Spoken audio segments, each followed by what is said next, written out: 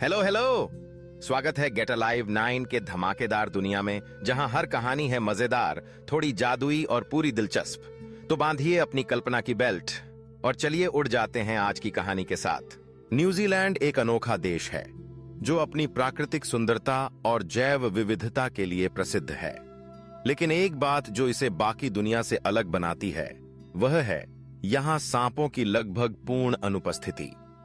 जब हम दुनिया के अन्य हिस्सों की बात करते हैं तो अक्सर जंगल, घास के मैदान या समुद्र तटों पर सांपों का मिलना आम है, लेकिन न्यूजीलैंड में यह दृश्य पूरी तरह से बदल जाता है। तो आखिर क्यों न्यूजीलैंड में सांप नहीं पाए जाते? यह कहानी शुरू होती है लाखों वर्ष पहले, जब पृथ्वी की सतह में बदलाव आ रहे थे। न्यूजीलैंड का भूभाग एक समय सुपर कॉन्टिनेंट गोंडवाना का हिस्सा था। जब यह भूभाग लगभग 8 करोड़ वर्ष पहले गोंडवाना से अलग हुआ और एक द्वीपीय देश के रूप में उभरा, तब से इसके विकास की दिशा बाकी दुनिया से अलग हो गई। उस समय सांपों के पूर्वजों ने अभी तक इस क्षेत्र में अपना विस्तार नहीं किया था। परिणाम स्वरूप न्यूजीलैंड की धरती पर सांपों की कोई प्रजाति विकसित नहीं हो सकी। न्यूजीलैंड की भौगोलिक अलगाव ने इसे एक सुरक्षित द्वीप बना दिया, जहां पर स्थानीय वन्यजीव और पौधे बिना बाहरी प्रतिस्पर्धा के विकसित हुए। यहां के जंगलों, पहाड़ों और झीलों में जीवों की अनूठी प्रजातियां मिलती हैं, जैसे किवी पक्षी, तुआतारा छिपकली और कई प्रकार के अन्य जीव जिनकी दुनिया में कहीं और मौजूदगी नहीं है। लेकिन सांपों की अनुपस्थिति ने इसे और भी विशेष बना दिया। लेकिन प्रश्न उठता है कि क्या कभी सांप न्यूजीलैंड पहुंचे?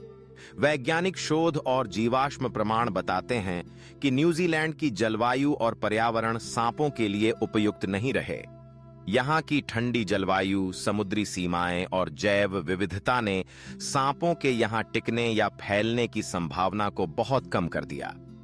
इसके अलावा न्यूजीलैंड के समुद्र तटों और जलमार्गों ने भी सांपों के अन्य स्थानों से यहाँ आने को मुश्किल बना दिया।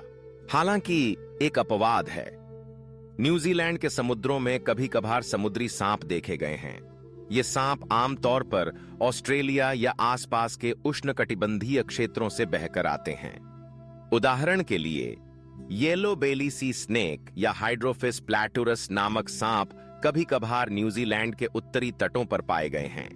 लेकिन यह सांप यहाँ स्थायी रूप से नहीं टिक पाते, क्योंकि यहाँ का पानी उनके लिए बहुत ठंडा है और वे यहाँ प्रजनन नहीं कर सकते।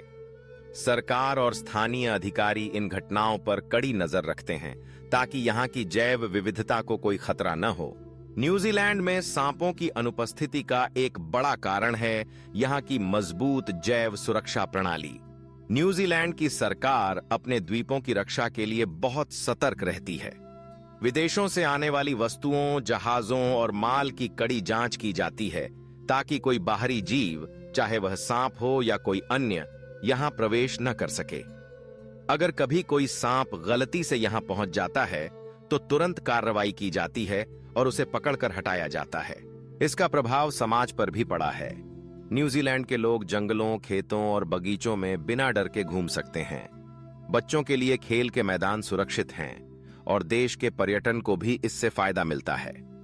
पर्यटक यहां की प्राकृतिक सुंदरता का आनंद बिना किसी खतरे के उठा सकते हैं, क्योंकि उन्हें सांपों का डर नहीं सताता। न्यूजीलैंड की सांपों से मुक्त स्थिति इसे दुनिया के सबसे अनोखे देशों में से एक बनाती है।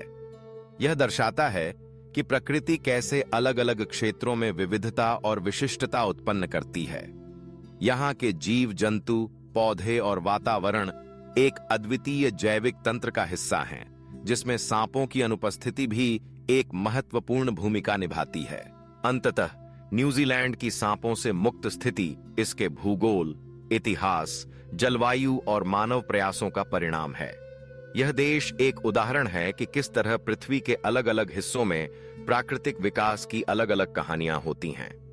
जब आप न्यूजीलैंड के जंगलों में घूमते हैं तो वहां की शांति, सुरक्षा और जैव विविधता आपको यह एहसास कराती है कि प्रकृति कितनी अनूठी और अद्भुत हो सकती है।